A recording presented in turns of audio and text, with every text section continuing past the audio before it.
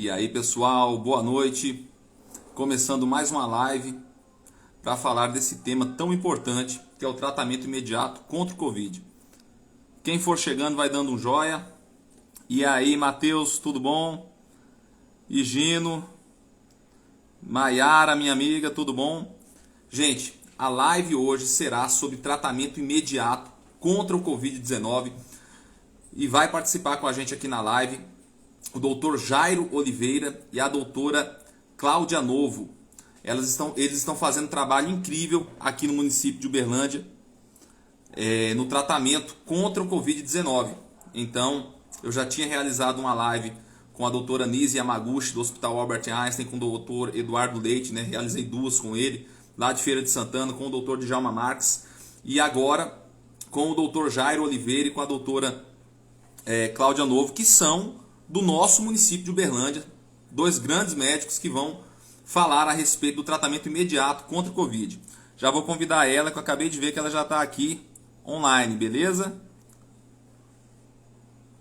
Convidando a doutora Cláudia Novo. Envia o convite, minha amiga.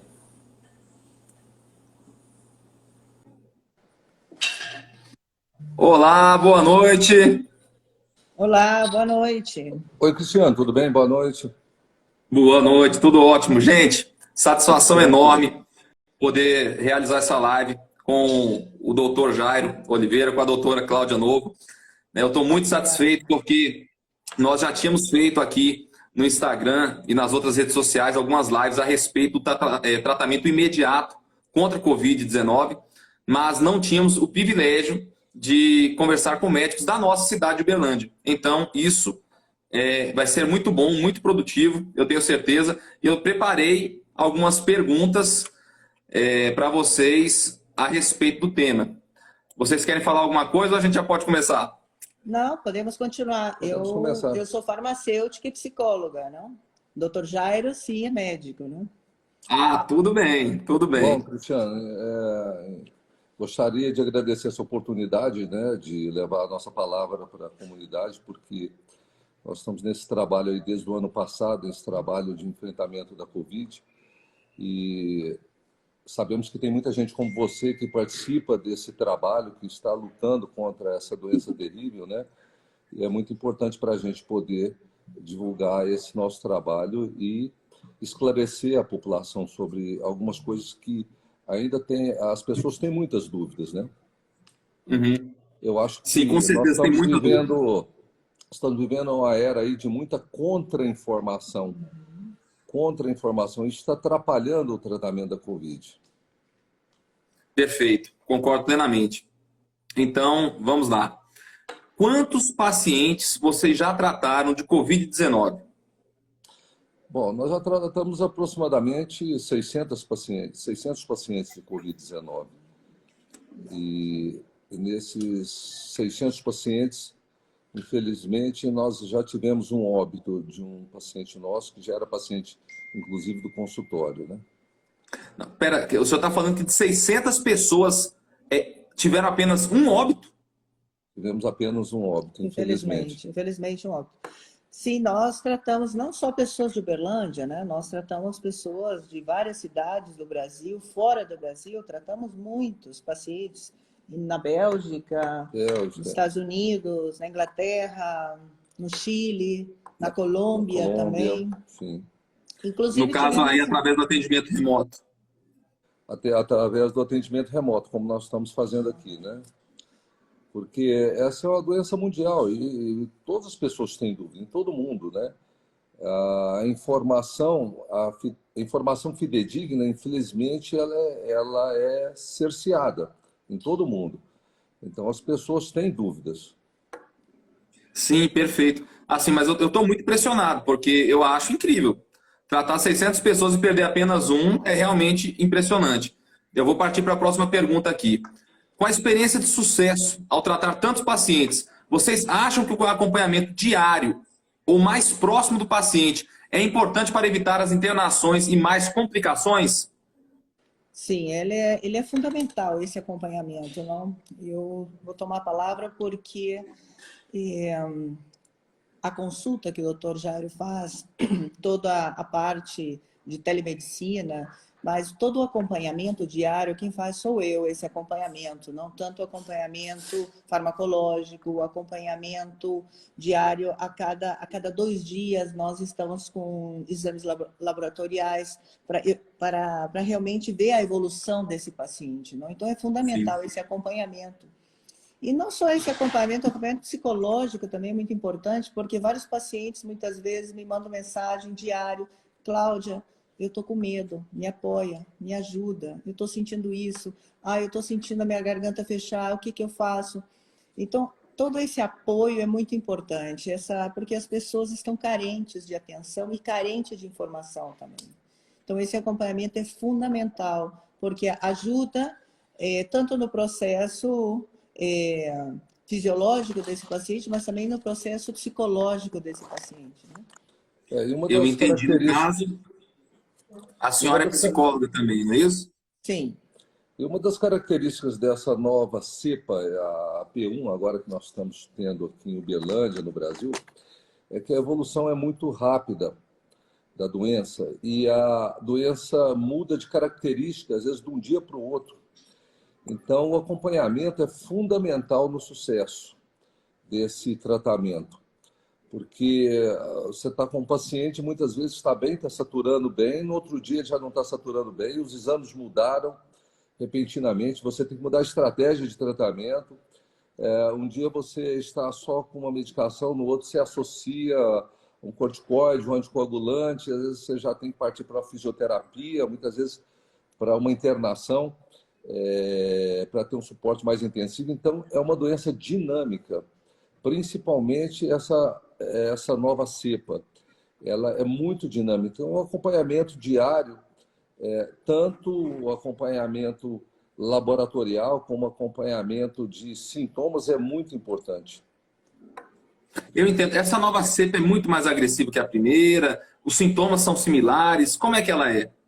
Ela é muito mais agressiva. Você tem alguns sintomas que se coincidem, mas ela tem uma característica que é bastante marcante, que ela tem um acometimento hepático muito insidioso. Muitos pacientes têm alterações hepáticas, inclusive a Cláudia, na segunda infecção dela, que ela pegou as 2 cepas, né? Ela teve uma hepatite virótica violenta, com alterações de todas as enzimas hepáticas e uma recuperação lenta desse processo, né? Então, muitos atributos aí, muitas alterações que estão atribuindo até algumas medicações, não são das medicações, são da cepa que dão lesões hepáticas fulminantes, dão alterações hepáticas muito graves, né? E Entendo. isso não acontecia com a cepa original. E hoje a gente está tendo isso com muita frequência, essas alterações hepáticas muito rápidas, né? E um processo inflamatório muito exuberante, uma tempestade inflamatória que você tem em alguns pacientes e que acontece às vezes de um dia para o outro, né? Porque, lembrando sempre, essa doença, na sua essência, ela é uma doença hematológica. Ela altera, ela agride a microcirculação de todos os órgãos do corpo. Então, as sequelas que ela tem também são devidas às alterações da microcirculação. Mas a alteração hepática nessa cepa tem sido muito característica. Eu entendi. Eu já ouvi pessoas que chegaram para mim e falaram mal, falando a respeito de sobrecarregar o fígado, desse medicamento aqui, ó, Assim, ivermectina. Faz sentido essa afirmação? olha, a ivermectina, desde que ela foi lançada na década de 80, ela já tem mais de 3 bilhões de prescrições, né? E se Muita você coisa. fizer uma leitura honesta da literatura, você vai ver que são muito poucas as alterações hepáticas que ela causou desde a sua existência, né? Então, na minha prática, eu acredito que eu vejo que as alterações hepáticas são mais decorrentes da cepa, não da medicação, entendeu? Perfeito, isso é muito importante. Principalmente nas doses que ela é usada, né? Então, eu, na minha prática médica, eu já uso ivermectina há 30 anos, então eu nunca vi nenhuma alteração Nossa, hepática por causa disso, né? Então, é isso que eu fantástico. estava te falando da contra-informação, né? Eu acho que ela é a bola da vez aí na mídia da contra-informação, sabe?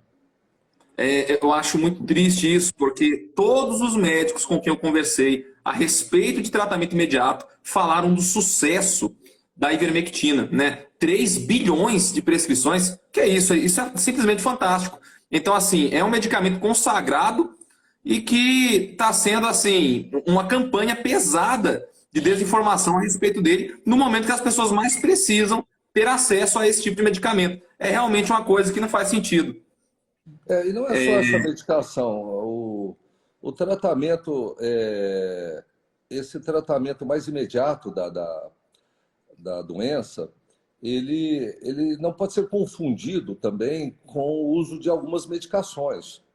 Esse tratamento, ele visa, nos primeiros 5 dias, principalmente, você bloquear a tempestade, a replicação viral numa quantidade que você vai ter repercussões inflamatórias para frente.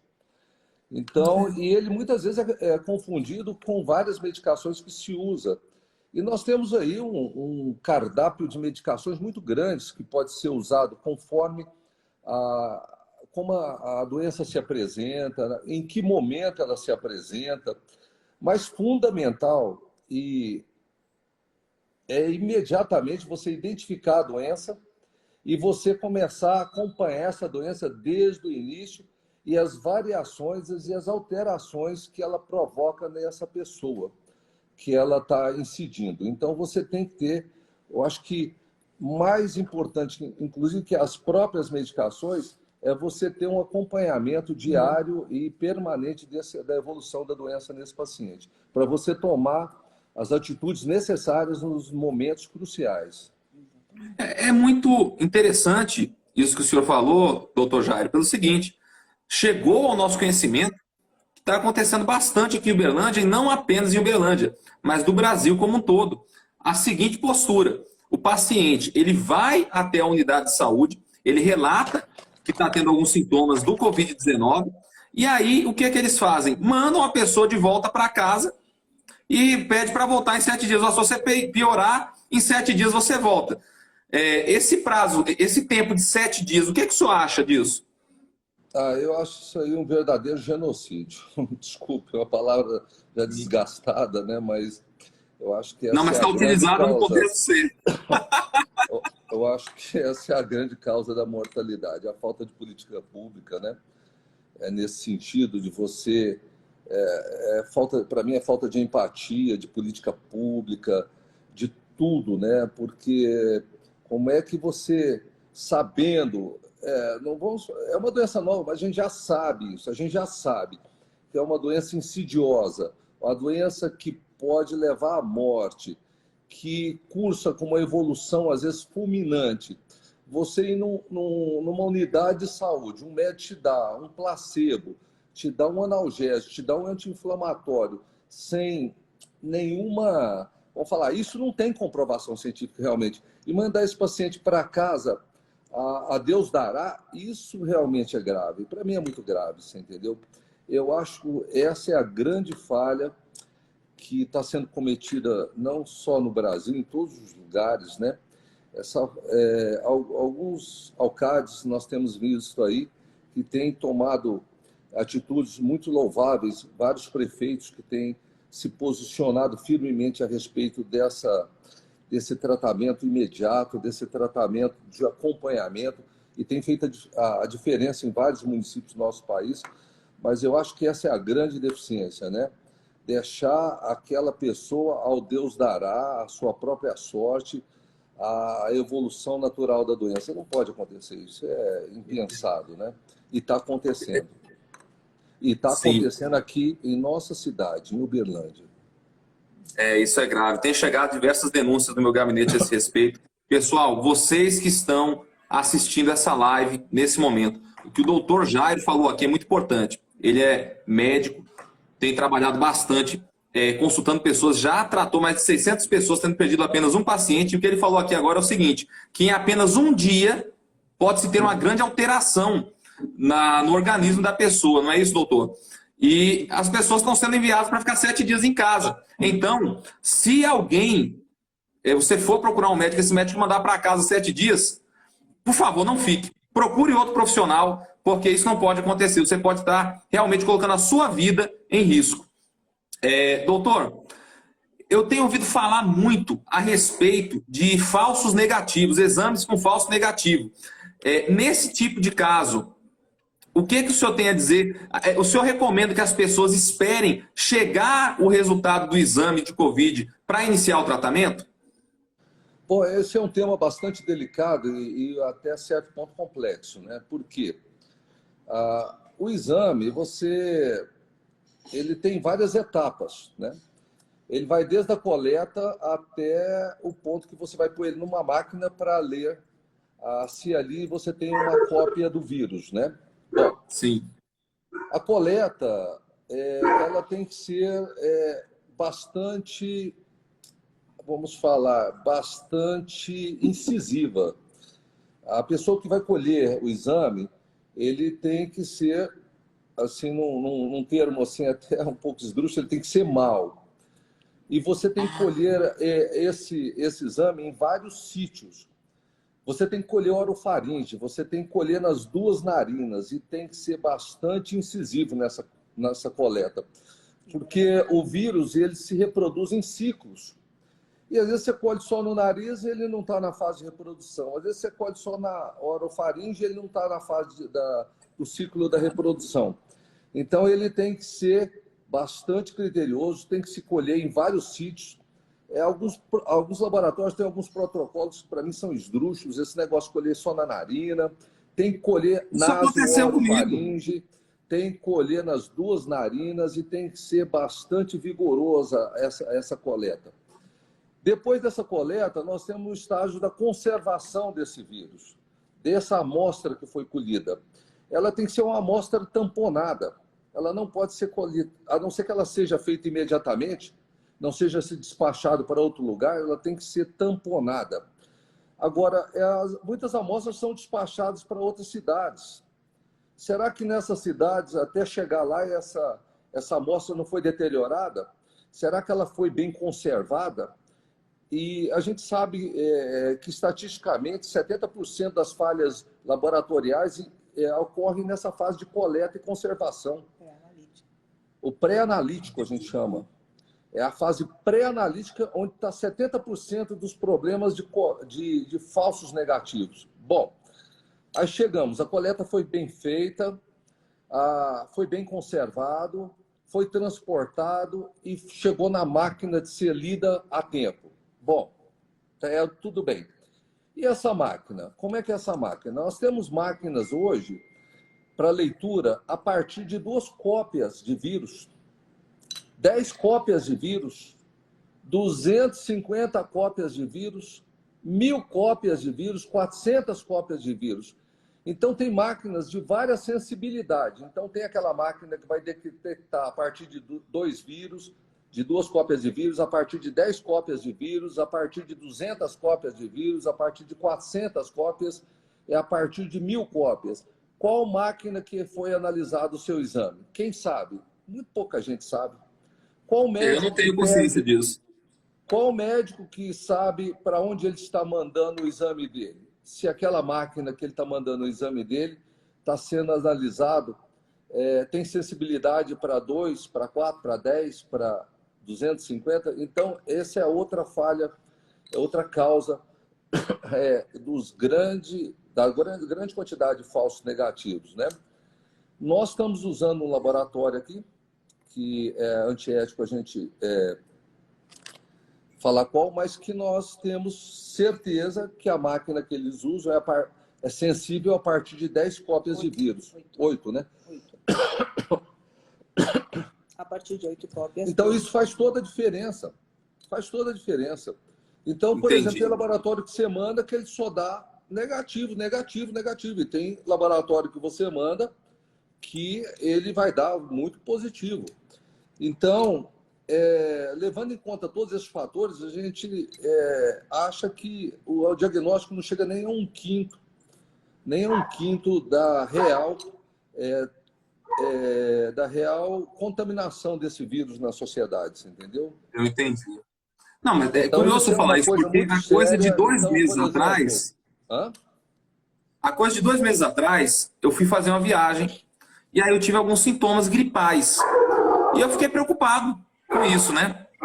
E eu fui até uma barraca que tinha lá em Belo Horizonte, eu estava em Belo Horizonte no dia, para fazer o teste do Covid. E o senhor falou que tem que coletar das 2 narinas, da garganta. E lá só coletaram de uma narina minha. Você tem diferença de testes. O teste de cotonete, não necessariamente você está fazendo o RT-PCR, né? Às vezes você está fazendo outro tipo de teste. O teste mais fidedigno é o RT-PCR. É o teste genético, né?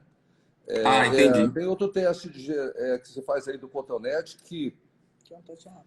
é um teste rápido que você faz em farmácia, camelô e tudo mais. Ele tem uma sensibilidade só 30%, 40%, né? Então ele não é um teste. Esse eu sei que eles colocaram o negócio no meu nariz, foi quase no meu cérebro, coçou o meu olho. Incomodou até o meu olho no negócio. Foi um teste muito irritante, né? E nós temos a experiência aqui com pacientes nossos mesmo, né? Que ficaram graves e que deram negativos em 3 testes, sabe? Meu Deus. Que tiveram alterações de dímero, que tiveram insuficiência respiratória, que são pacientes que já Então, entraram eu na acho fase... que isso responde à segunda pergunta que eu fiz, que foi a seguinte: o paciente ele deve aguardar o resultado do exame para poder iniciar o tratamento? Nunca. Tem cheiro de Covid, tem cara de Covid, tem jeito de Covid, é Covid. Poxa, a gente está em pandemia, né? Agora você vai perder a janela de tratamento e esperar você receber um teste que você nem sabe se vai dar positivo ou negativo, né? Você vê o que eu falei dos falsos negativos, né? Perder a janela de tratamento, deixar esse vírus multiplicar assim, aos bilhões aí e você entrar numa fase inflamatória já grave, né? É o que está acontecendo, Sim. é o que mais acontece. Esse é o grande problema da doença, que você perde a janela de tratamento, fica esperando o resultado, e o resultado sai negativo, você fala, nossa, tá jóia, tô 0. E nem sempre é assim, né? A maior parte das vezes não é assim. E a pessoa perde a janela de tratamento, aí já entra no... Como essa cepa está sendo uma cepa muito mais insidiosa, muito mais letal, e você entra numa fase inflamatória precocemente, né? Tanto que os protocolos que nós trabalhamos mudaram bastante. Então, nós seguimos alguns pesquisadores, né, e médicos que estão aí não fazendo live para se promover, mas sim trazendo conhecimento para nós no dia a dia. Então, a gente tem tratado precocemente muitas coisas, né? O uso de corticoide, o uso de anticoagulantes, muito antes do que nós usávamos na outra cepa, né? Por causa da gravidade que tem sido essa nova cepa. Como ela tem sido tão insidiosa, a gente tem adiantado vários tratamentos que nós fazíamos só em outras fases, né? Isso me deixa muito preocupado, esse fato de que a gente tem que começar a tratar antes de receber o exame. Eu fico preocupado pelo seguinte motivo: a maioria das pessoas que me procuram no meu gabinete, porque sabem que eu defendo o tratamento precoce, elas falam, a reclamação delas em relação ao atendimento em Uberlândia é só a testagem. Ele nem pediu para fazer o teste, ou o teste demorou demais chegar. As pessoas não entendem que o tratamento tem que começar o quanto antes. Se tem sintoma, tem que ter tratamento, né? E realmente eu acho que essa atenção direcionada para um ponto errado está custando vidas em nosso município. Eu gostaria de saber, sinceramente, eu já procurei, já falei contigo, né? Já falei com outros vereadores que eu tenho amizade. Eu falei, eu gostaria de saber quem é essa comissão de crise aqui, porque, sinceramente, viu? Eles estão perdidos no tempo. Eu acho que a única coisa que eles sabem fazer mandar fechar o comércio, fazer lockdown, fazer toque de recolher, destruir empregos. Eu sempre falo o seguinte, que falência, desemprego e depressão também matam. Agora, olha só, a doutora Cláudia Novo, ela é psicóloga. As pessoas estão perdendo o juízo. Elas estão desesperadas. E parece que essa parte do tratamento psicológico do paciente foi completamente negligenciada. A senhora acha, doutora Cláudia, que eu estou exagerando ao falar assim? Não, estamos vivendo uma verdadeira crise emocional, porque com tudo isso que está acontecendo nas nossas vidas, o que nós mais encontramos hoje no consultório, muitas vezes, é um paciente que chega, olha, um amigo faleceu, um parente faleceu. Então, essa dor do luto, a gente nunca viveu isso assim tão intensamente. Então, essa crise emocional é muito grande. Então, é fundamental. E o que a gente faz também, em termos do acompanhamento desse paciente, a nível psicológico, nessa ajuda, nesse apoio que a gente faz quando o paciente também está em tratamento com a gente, é muito importante. Eu entendo, eu entendo. Realmente, eu acredito que os problemas de ansiedade, de ansiedade, crise do pânico, têm disparado. As pessoas hoje elas ligam a televisão e são bombardeadas com números de mortos, que é realmente uma coisa terrível. Eu me lembro, inclusive, no ano passado, que teve uma propaganda da Prefeitura de Uberlândia, financiado com dinheiro público, para falar o seguinte: comerciante, fecha as suas portas ou então você pode acabar perdendo alguém da tua família. Então, assim, como se a pessoa que fosse trabalhar estivesse colocando a família em risco, né? Enquanto a gente sabe que como se fosse culpado. E isso me leva a uma outra crítica que eu faço, que é muito forte. Eu fico indignado com essa ênfase na utilização de máscara e de álcool em gel. Não estou falando que é errado. Eu estou falando que eu acho errado essa ênfase nessa abordagem, sendo que eu acredito que a principal ênfase deveria estar no fortalecimento do sistema imunológico. O que vocês acham a respeito disso daí? Essa é a principal linha de trabalho nossa, né? Porque o seu grande antibiótico, o seu grande defensor é seu sistema imunológico. Você não tem outra, não é só para a Covid, é para o câncer, é para qualquer outro tipo de doença.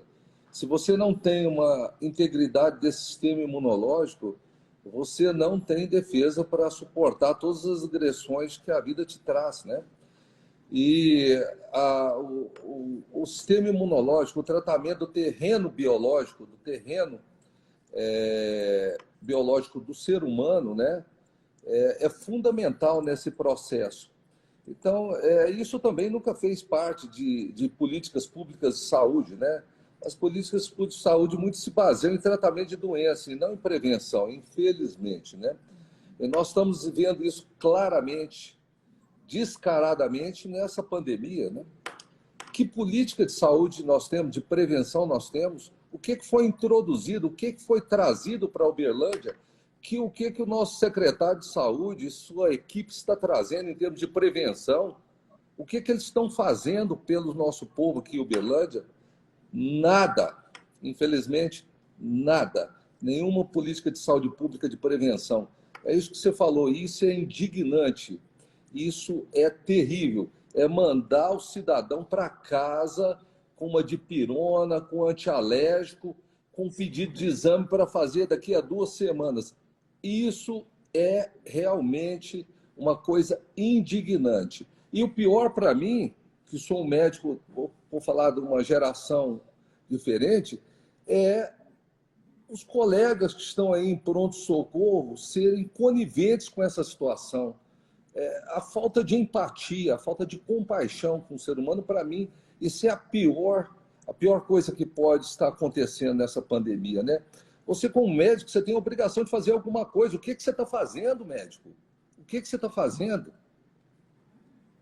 É indignante. Olha, meu amigo, É indignante. é muito bom. Eu me sinto muito... Eu sigo a ciência. Vacina é ciência que inventaram há menos de um ano. O que é ciência? Ciência é erros e acertos, é experiência.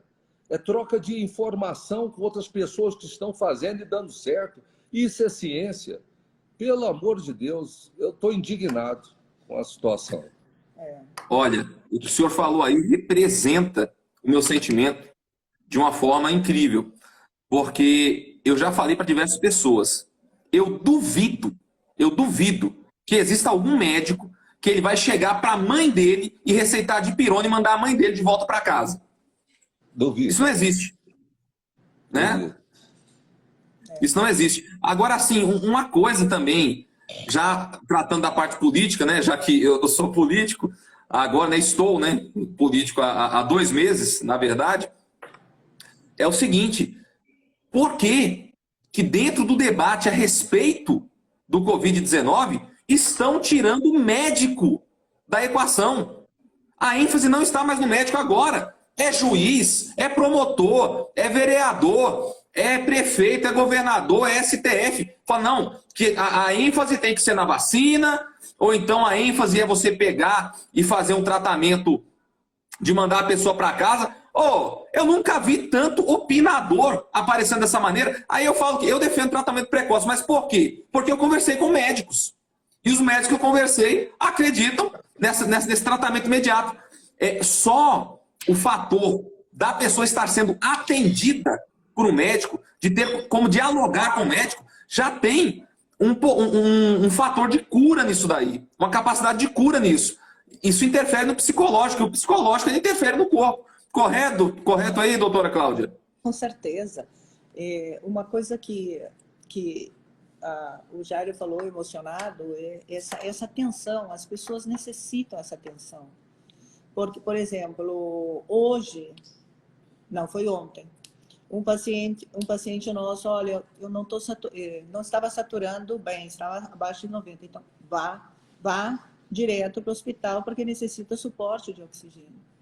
E essa pessoa, 1, 2 horas, 3 horas depois, me manda mensagem: Cláudia, o que eu faço? Me mandaram embora para casa e eu estou com medo. O que eu faço? Nossa Senhora, é difícil. Mandaram para casa sem nada, né? Pior é isso, né? Aí sem nada. Sem uma orientação, sem uma medicação realmente que possa fazer a diferença. Sem um exame laboratorial. Sem um exame laboratorial, sem nada. Então é isso que a gente está vendo. Por exemplo, como é uma doença insidiosa, eu tive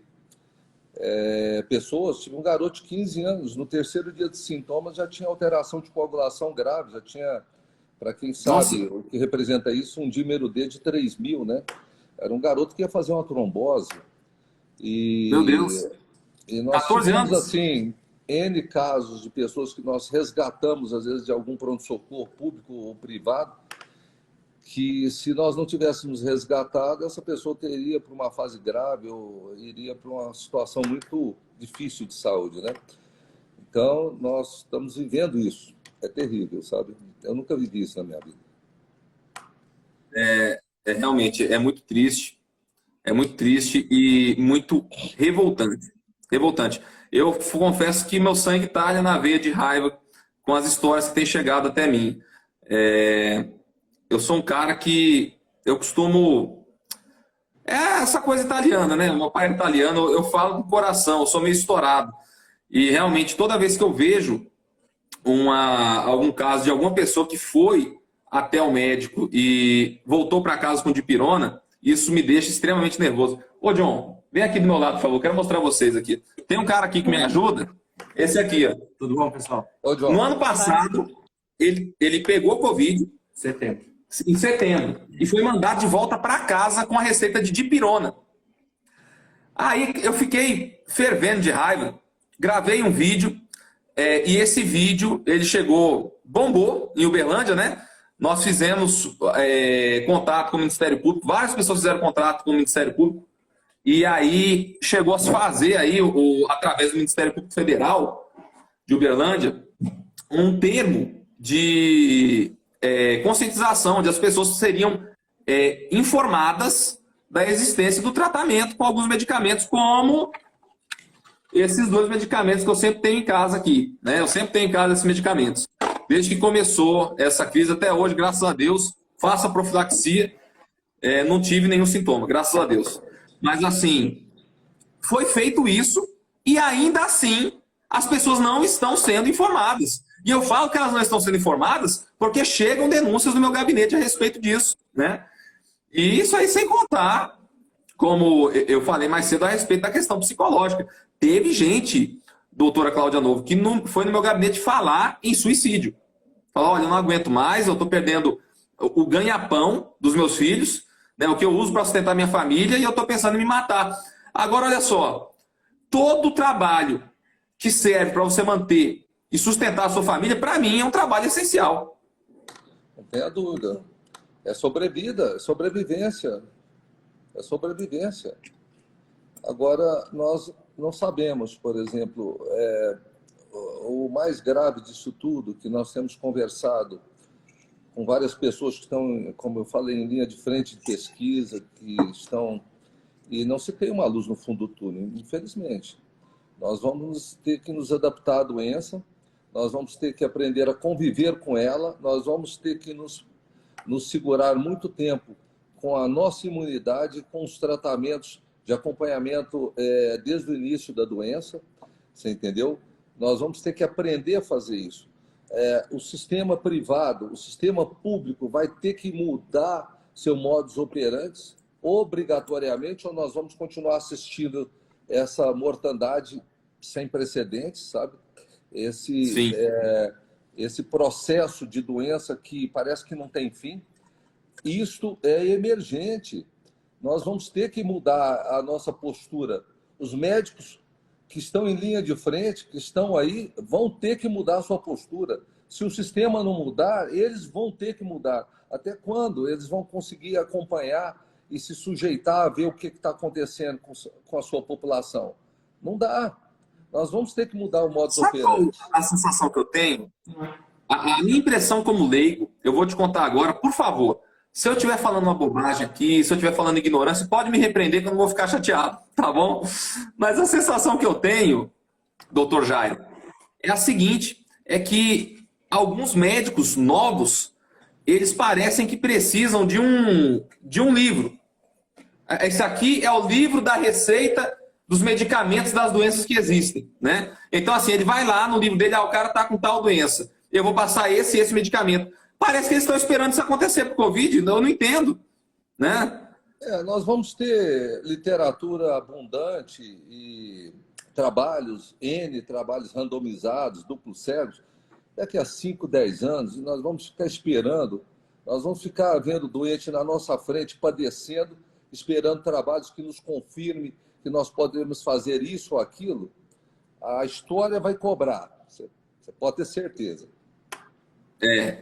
E assim, eu gostei muito do termo que o senhor utilizou, genocídio, né? Esse termo está sendo mal utilizado na boca de muito esquerdista imundo que está politizando essa questão do vírus. Mas, principalmente para atacar o presidente Bolsonaro. Se o presidente Bolsonaro, ao invés de ter segurado uma caixinha dessa aqui, tivesse segurado uma caixa de dipirona, hoje em dia ninguém prescrevia dipirona para febre, né?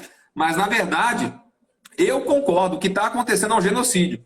E é um genocídio realmente por descaso na hora de receber o paciente. Porque essa falta de acompanhamento diário, como o senhor falou aqui, doutor Jairo, de realmente ver dia a dia a evolução do quadro do paciente, esse negócio de, olha, vai para casa, se piorar você volta, isso aí é realmente uma conduta assassina. A palavra é essa, assassina. Quando eu te conheci pessoalmente, que a gente marcou de fazer essa live, o senhor falou para mim a respeito de tratamento pós-Covid. Isso me surpreendeu, porque eu nunca tinha ouvido falar a respeito disso. O senhor poderia falar um pouco sobre tratamento pós-Covid? Bom, como eu disse, essa doença, na essência, ela é uma doença vascular. Ela ataca a microcirculação. E você tem várias complicações dela, imediatas, tardias. O que a gente vem assistindo, por exemplo, eu vou citar alguns exemplos. Eu tenho uma prima em São Paulo, uma prima segunda minha, uma menina de 22 anos, que não fez o tratamento imediato logo que descobriu o Covid, E o que ela tem hoje? Ela tem uma arritmia crônica, está com cardiologista. Ela teve tromboembolismo pulmonar e, consequência desse tromboembolismo pulmonar, ou não, hoje ela tem uma arritmia crônica. Nós temos pacientes aí com deficiência de memória, déficit de memória de curto prazo. Eu tive uma paciente que ela é coordenadora de uma universidade aí, um cargo de grande responsabilidade, e que ela participava de reuniões atualmente e ela ficava constrangida, porque ela não lembrava qual o tema, como discorrer o tema durante a reunião, até um ponto que ela ficou mais constrangida ainda, que ela se encontrou com uma amiga dela e falou: amiga, quando é que nós vamos comemorar seu aniversário? E a amiga dela falou assim: nossa, nós tivemos semana passada lá em casa, você estava lá com seu marido. Então, lá é mesmo, estou brincando, que eu já estou com vontade de comemorar novamente. Ela saiu pela tangente. Nós temos casos de lesões renais, hepáticas, vasculares, articulares. Então, você tem uma gama muito grande de sequelas devido às lesões da microcirculação da pessoa, entendeu? Então, o tratamento pós-Covid tem sido muito procurado por causa disso. E você tem que fazer um diagnóstico. Você tem que fazer vários exames, fazer um diagnóstico, acompanhar aquele paciente e possibilitar ele a voltar ao seu estado normal, né? E mais grave que isso, a gente tem observado também, eu li um comentário de um neurocientista aí que depois do Covid nós teremos uma incidência muito grande de Alzheimer, de Parkinson, devido a essas lesões da microcirculação cerebral, você entendeu? Então, as pessoas têm que realmente procurar ajuda para tratar essas síndromes pós-Covid, né? Porque você pode ficar com, às vezes, lesões crônicas decorrentes dessa alteração da microcirculação. Não? Sim, pode falar. E também encontramos muitos pacientes com síndrome de pânico. Muito, muito. Depois que pós-Covid, uma parte emocional muito afetada, muito afetada. Eu entendo. Nossa, essa questão da memória é realmente uma notícia que eu acho que é chocante para a grande maioria, né? Que não tem realmente. Não existe nada na mídia, não existe nada por parte do governo falando a respeito de tratamento pós-Covid, né? E dá para ver mesmo que a questão é muito séria, muito mais séria do que a gente pensava, né? Eu tenho pacientes que simplesmente perderam a força, estão aí, começaram a tratar comigo agora, estão 6 meses, perderam aquela energia, perderam a disposição, não conseguem mais fazer atividade física no pós-Covid. Eu mesmo sofri isso, eu fiquei 3 semanas com dificuldade para voltar à atividade física, chegando no final da tarde com fadigado e... Quer dizer, Então o senhor pegou Covid também? Eu peguei Covid, eu peguei em fevereiro, a Cláudia pegou pela segunda vez, logo depois e olha que meus sintomas foram super leves, eu tive 2 dias praticamente de sintomas que foi uma dor no corpo e depois nada mais.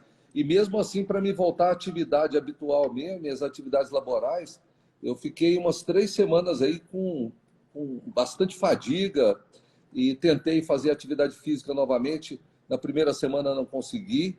Imagina quem vai para um estado inflamatório grave, com várias lesões, precisa ser hospitalizado. Quanto é difícil ele voltar à sua atividade normal, entendeu? Meu Deus, o senhor considera que hoje o senhor está 100% recuperado? Olha, eu ainda tenho muita dor no corpo, né?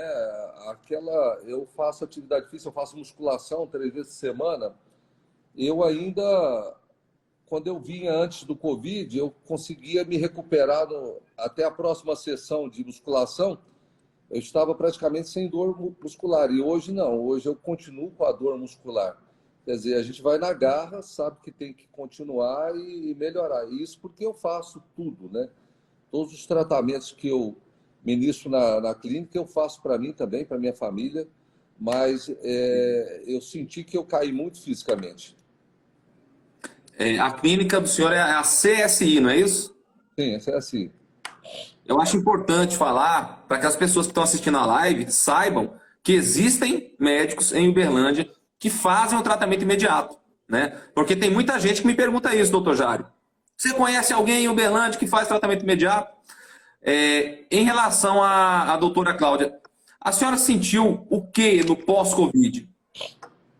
Eu gostaria, desculpa, interrompendo a Cláudia, outra coisa que eu tive, Sim. eu posso relatar minha experiência pessoal, depois que eu saí da fase de quarentena, eu fui para a pós-graduação que eu faço em Goiânia e eu tive que tomar medicação para baixar minha frequência cardíaca. Eu de repouso, eu ficava 110, 120, 100, nunca baixava disso. Então é outra coisa que pode acontecer com as pessoas ficarem com taquicardia o tempo todo, né? Essa alteração é muito comum também. Entendi. O batimento normal de um adulto é em torno de quanto, aproximadamente? 70, 80, né? Então, depende E do 120 está porte, muito alto depende mesmo. do porte físico, da atividade física que ele pratica, mas eu, particularmente, a minha frequência sempre foi muito baixa, por causa que tive uma vida atlética, Uhum. então você ficou na faixa de 60. Eu estava lá com Parecido com o presidente 110, Bolsonaro, 100, então. 110, 120, em repouso, né? E Sim. mesmo agora, por exemplo, eu estou fazendo essa live, tranquilo aqui, a minha frequência está 89. Não, perfeito. Perfeito. O Bolsonaro que fala, tem que ter histórico de atleta para aguentar. E é verdade, é É verdade. muito importante.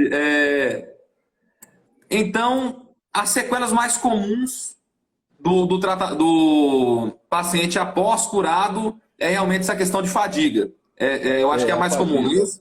Fadiga, pânico, por exemplo, Ah, e a parte do psicológica. a parte psicológica. Por exemplo, eu fiquei muito tempo sentindo muita dor no fundo dos olhos. Muita dor no fundo Hum, dos olhos, até pouco tempo. Uma certa tontura. E, não vou negar, aquele medo. Será que eu estou com sintomas novamente? Será que eu estou com Covid novamente? Aquele medo de... Será que eu estou passando de novo por essa situação? Porque a primeira vez que eu tive Covid, não sei, a gente parece que recebe uma sentença de morte. Será que vai complicar? Será que o que vai acontecer comigo? Não, então essa insegurança nos dá muito, afeta muito o nosso psicológico. Então isso, não, agora olha só. Eu estou escutando isso de uma pessoa que é casada com um médico que, pelo jeito, é muito competente, tenho certeza que né, que está demonstrando aí ter um grande conhecimento, mesmo assim ficou preocupado. Imagina a grande maioria das pessoas que não tem um médico dentro de casa para poder ajudar, né? às vezes, porque pelo conhecimento, a gente sabe, olha, a partir do 8º dia, o que vai acontecer? Vai para a fase inflamatória, não vai? Então, esse conhecimento também me deixou um pouco estressada quando eu estava com Covid, né? É porque a Eu gente tem tenho mais uma visto, pergunta. como a gente Sim? tem visto de tudo, né? Então você fala, será que vai ser comigo também, né? Então, essa é uma insegurança que a gente tem, né? Mas, como médico, a gente tem que estar preparado, como profissional de saúde, como pessoa Exato. pública como você tem que estar preparada e tem que ter coragem, não tem jeito. Exatamente. Sim. Como diz o ditado, tá com medo, toma um copo de leite, né? Eu sempre falo, a pessoa tem que enfrentar a situação. Não adianta tentar fugir ou alimentar um sentimento de fuga, né? Tem que pegar e tem que enfrentar, porque a chance de vencer é maior assim. Isso é uma coisa que eu já passei em diversas situações da minha vida e é uma experiência que eu tenho como policial, né? Eu acho que até mesmo a raiva ela é um sentimento muito mais útil do que o medo no sentido de covardia, de não, eu tô com medo, nossa, o que vai acontecer? Isso aí é uma coisa que não colabora realmente, só coloca a pessoa pro buraco, né? Eu tenho. Outra característica, inclusive, estendendo um pouco o tema, mas para informação, o que se sabia da cepa original, da primeira cepa do Covid, né? É que uma em cada 10 pessoas transmitia. Pelo menos é isso que nós tínhamos de informação. Hoje, já se sabe diferente, que 10 em cada 10 pessoas que pegam transmitem. Então, isso Nossa, tornou, hoje, nos trouxe uma certeza muito grande, que todo mundo vai pegar Covid. Todo mundo vai pois pegar é. Covid. Pois é, E todo mundo vai temos pegar, não adianta. famílias completas E Covid. nós Completas. tratamos de famílias completas, todos pegaram, sem exceção, você entendeu? Essa nova cepa, onde tem um, esse é o grande mal do lockdown. Você tem um com vírus, põe dentro do ambiente fechado, todo mundo pega, todo mundo pega. Não, eu acho interessante porque o lockdown é uma estratégia, é uma conduta adotada desde o princípio dessa crise e que desde o princípio se mostrou um fracasso. Nos Estados Unidos, que é um país que tem uma coleta de dados muito maior que o Brasil, tudo lá eles colocam para a estatística, foi comprovado que em Nova York, que foi uma das primeiras cidades a fazer lockdown, mais de 60% das pessoas que pegaram o Covid estavam em quarentena dentro de suas casas. Então, lockdown só serve para destruir o comércio, para destruir mais vidas, para gerar um medo nas pessoas, né? Para aumentar casos. Justamente, você junta as pessoas, você faz concentração de vírus, você faz aumento da carga viral, você provoca mutações. É isso que acontece. É isso que nós É, estamos vivendo. Agora, me explica, você como político, o que é que justifica você fechar uma cidade e proibir as pessoas de comprar uma garrafa térmica num supermercado? Porque não é essencial. Por quê?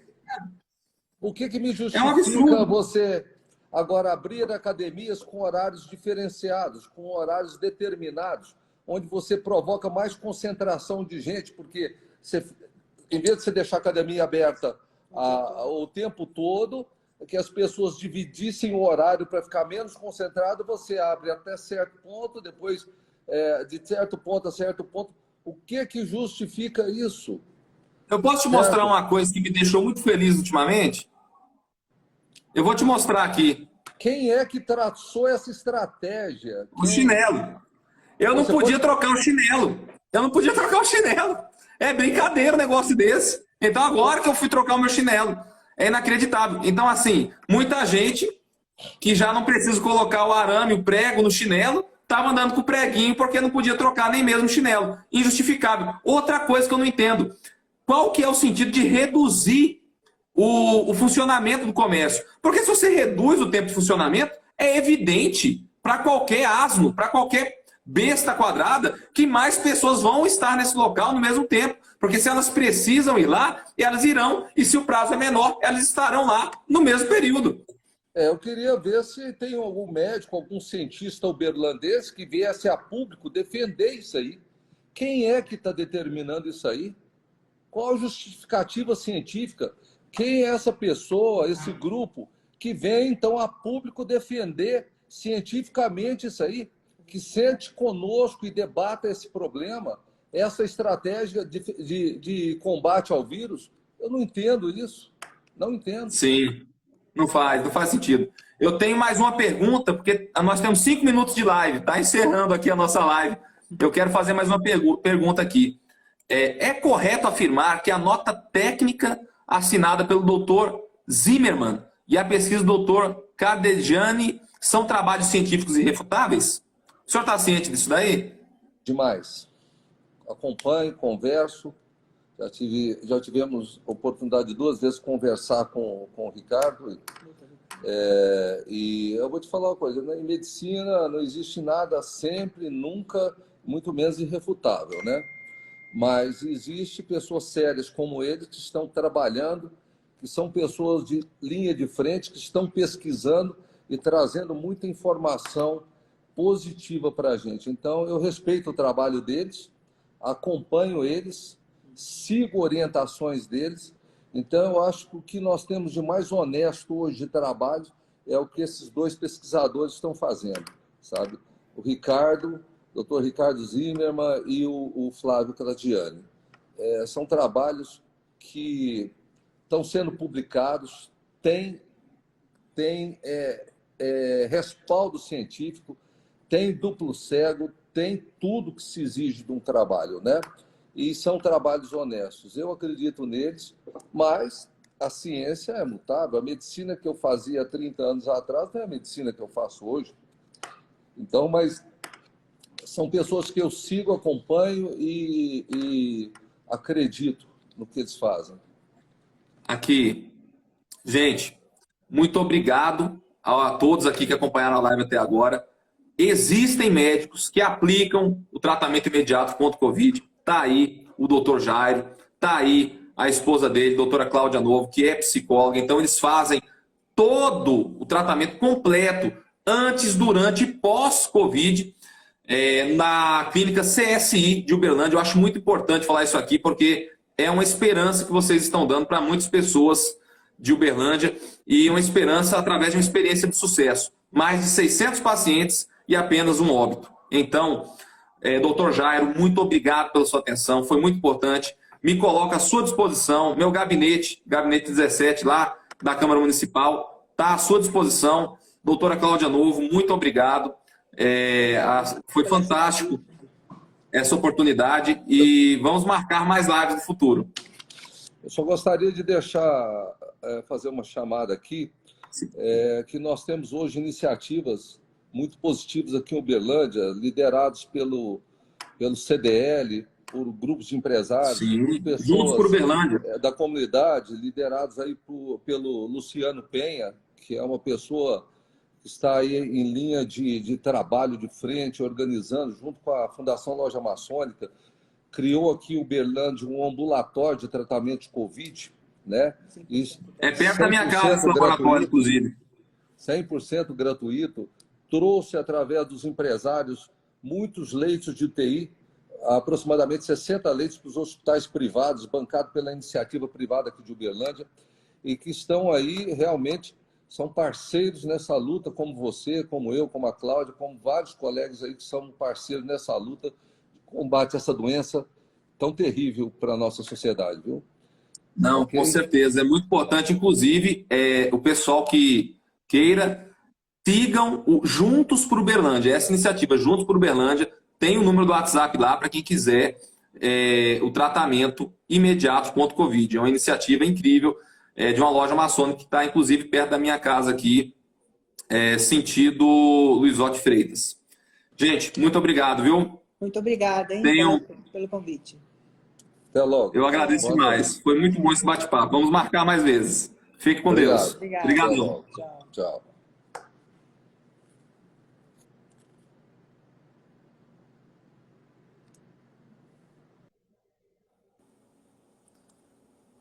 Pessoal, muito obrigado a todos que nos acompanharam até agora. Foi uma live muito produtiva. Tenham uma boa noite e que Deus abençoe a nossa cidade de Uberlândia.